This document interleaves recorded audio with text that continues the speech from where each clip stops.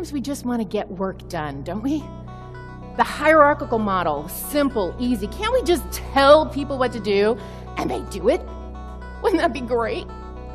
Not so easy. Team-based, hierarchical, self-directed teams, sometimes it just feels like we're herding cats. Teams, if you want to look at how healthy are your teams, there's 3 components. It's like a tripod, 3-legged stool. One of these legs are out of whack, your team is out of whack. 1, Wanda, you brought it up, relationships, that I trust you and that I'm willing to work with you. Number 2, are we getting movement towards the results that we're dedicated to? Do we even know what results we're dedicated to? So that's the second one. The third one is, are you using a smooth process?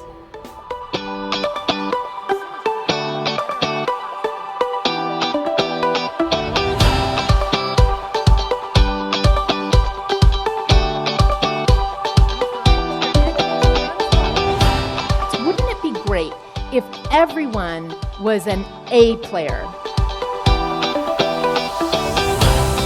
So today, the next 27 minutes or so, is a large group conversation about how do we build up our community, because you shape that conversation.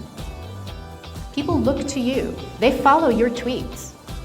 They follow what you're saying and what you're doing, as well as what you're not doing. So there's 2 ways that we're going to have this conversation. Think about your A players and just shout out what word describes your A players. A players, pardon me?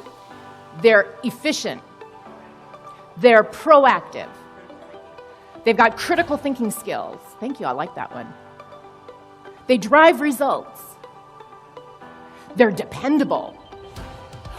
They're decisive. They're collaborative. Here's what I learned from that experience, is that game changers do not live in the world of absolutes. They crawl in the crevices of possibilities.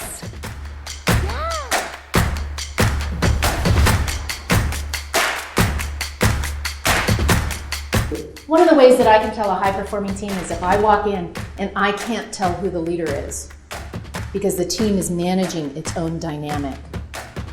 A VUCA environment, I work with the military about how they process critical thinking and make decisions. And they use this term called VUCA. Has anybody heard of this term? Okay, so you learned something new, a couple of you. V stands for volatile. Things are in an unstable, shifting sands kind of position. U is uncertain, that you don't have enough information to make a good decision. C is it's complex. It's got a lot of moving parts and variables. And A is for ambiguous. There's no precedence set out for it. How many of you would consider that you're working in a VUCA environment? If you are, please say, oh yeah. And especially when you're working in a VUCA environment, it is insane to rely on default thinking. Insane. So I suggest expansive thinking, and to do expansive thinking, you pause, you reflect, and you ask yourself, what are 10 other options? And those 10 other options might be completely crazy, but that's okay. At least you're exploring the possibilities. We are going to be talking about, for the rest of our time together, about a model that you can use that will dramatically improve the efficiency of your coaching interactions, resulting in a constructive response from your employees. Would that be worth your time?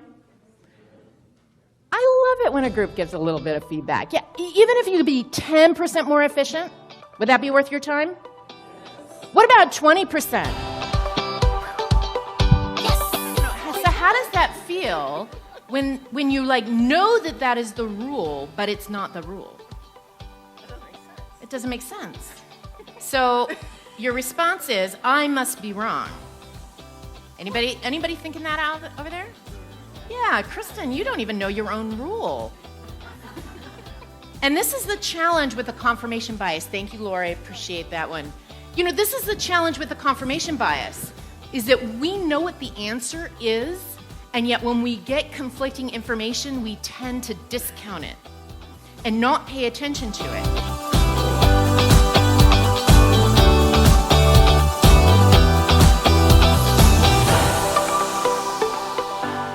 Game changers don't settle. They pause and they ask themselves, so what else? What are my other options? What are my other opportunities? This is meant to be a conversation where we're just going to be tossing out some ideas. As an audience member, I make the request of you that you think about the one challenge that you are facing right now, organizationally or personally, and for the ideas that we come up with here, because we have just a very, very short time on this panel, is to bounce these suggestions and ideas and say, so what? How does that apply to your specific situation? Could it work? Could it not work? How might it work? But the question for our panel today is really, is that all there is? It's your message. It's what you do, and it's something that comes authentically from your heart. So that's a real theme that we're hearing about authenticity. Is there ever a time where you've gone too far and your efforts have backfired? Oy.